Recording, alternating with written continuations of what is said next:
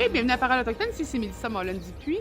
Cette semaine, je veux répondre à la question de Magali qui m'a envoyé une très bonne question, puis c'est sur est-ce qu'on peut encore lire aujourd'hui des livres d'histoire ou les bandes dessinées qui représentent de façon biaisée les communautés autochtones ou de façon un petit peu passéiste. Donc, moi, je vais me dire tout de suite oui. Moi, je pense qu'il n'y a aucun texte qu'on ne peut pas lire avec un esprit critique.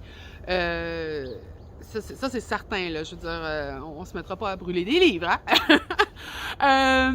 Le problème, par exemple, ce qui fait que l'enjeu est si difficile à discuter, c'est qu'il y a quand même un... Comment je peux dire? Il y a vraiment une problématique chez les gens de pouvoir dire ben là, vous m'empêcherez pas de lire Astérix, vous m'empêcherez pas de lire Tintin, parce que c'est des bandes dessinées de leur enfance, c'est quelque chose qu'ils ont aimé quand ils étaient des enfants. Moi-même, j'ai lu Astérix et Tintin et j'adorais ces bandes dessinées-là quand j'étais jeune parce que c'était des bandes dessinées en français, elles étaient disponibles, il y avait des séries, on s'attachait aux personnages. Mais même quand j'étais une petite fille, tout de suite, j'ai su qu'il y avait une problématique de représentation. J'étais pas capable de le nommer, j'étais pas capable de définir pourquoi c'était problématique, mais en lisant Tintin au Tibet, j'ai compris qu'il y avait des choses qui étaient irréalistes parce que c'est comme, il y a une scène où ils disent qu'ils jetaient les enfants, les petites fillettes dans la rivière, puis je me suis dit, je pense que je devrais peut-être essayer de trouver la source de ça. Fait que, tu vois, même quand tu es un enfant, tu peux te dire, il faudrait que j'aille m'informer un peu plus.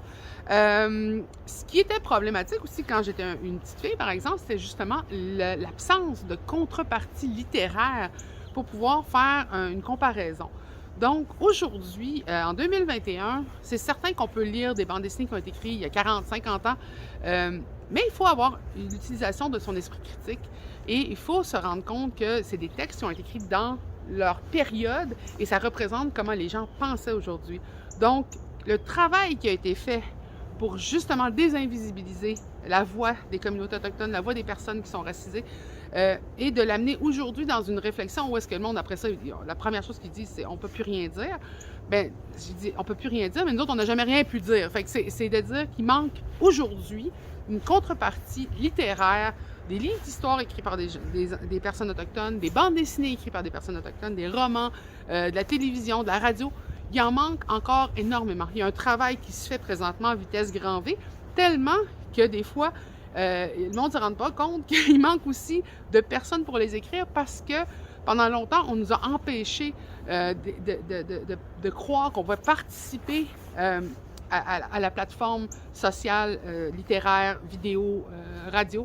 Donc, les personnes ne se sont pas dirigées nécessairement vers ça, n'ont pas développé nécessairement vers la bande dessinée, vers la littérature française, vers... Donc, les contreparties dans un système qui est déjà établi ne seront pas les mêmes. Ce qu'on peut voir, par exemple, c'est qu'il y a des contreparties qui ont été créées, mais sur des plateformes qui nous ont été accessibles et donc, traditionnellement, on ne s'est pas fait refuser.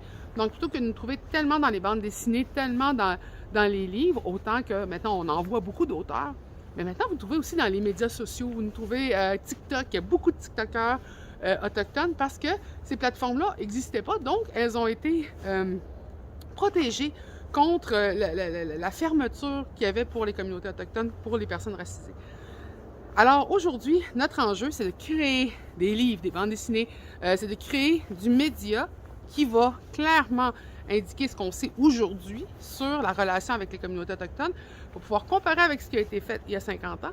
Et même qu'à un moment donné, bien justement, on va pouvoir remplacer ces vieilles bandes dessinées-là, ils vont faire partie de notre histoire, mais ce ne seront pas les Tintins du futur, tu sais, ce ne sera pas les Astérix qui vont être écrits aujourd'hui qui vont être ceux du futur.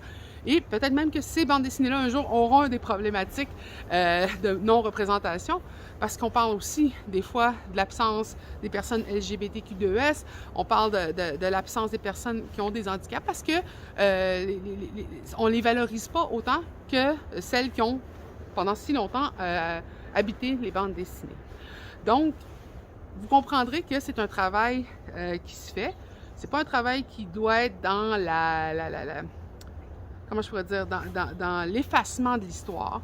Mais il faut comprendre que, par exemple, ça existe déjà, cette réécriture-là de l'histoire qui se fait. Parce que, il y a 100 ans, on aurait pu parler très clairement d'être propriétaire d'esclaves et dire « Yeah, je suis propriétaire d'esclaves », alors qu'avec le temps, on s'est rendu compte « c'est peut-être peut-être de mauvais goût.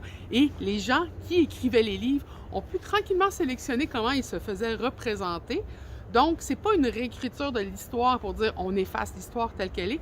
C'est que des fois, il y a comme on se rend compte que c'était très mauvais goût et qu'aujourd'hui, ben c'est pas ce qu'on veut valoriser. Donc, vous comprenez que c'est un progrès, c'est un processus qui se fait vers une écriture plus inclusive, vers aussi des narrations plus inclusives. Donc, ça ne sera pas nécessairement écrit comme un livre européen, mais peut-être des fois comme une histoire que les Premières Nations se racontaient déjà entre elles.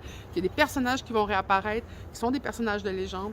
Alors, vous comprenez, le travail est très grand à faire. Mais c'est bon d'avoir un esprit critique, c'est bon de pouvoir montrer aussi aux enfants, regarde, c'est comme ça que c'était fait avant. Si tu tombes sur un texte de même, tu le sais maintenant que c'était problématique. Plutôt que d'avoir, comme aujourd'hui, on a vu dans les dernières semaines, une enseignante qui se déguisait avec des plumes sur la tête, qui faisait des espèces de danses par rapport, et que là, le monde a tout de suite eu un réflexe de dire « ça se fait plus, ça ». Donc, vous voyez, il y a des gens qui vont s'y attacher, qui vont vouloir continuer d'amener ces visions biaisées-là, mais tranquillement, il y a d'autres gens qui vont être enseignés, qui vont dire « on ne peut plus faire ça, on ne peut plus représenter les gens de façon aussi détachée ». Alors, j'espère que ça a aidé ta question, Magali. J'espère que justement, dans le progrès qu'on va faire, on va avoir de plus en plus d'exemples d'auteurs pour les enfants, pour les adolescents, pour les adultes.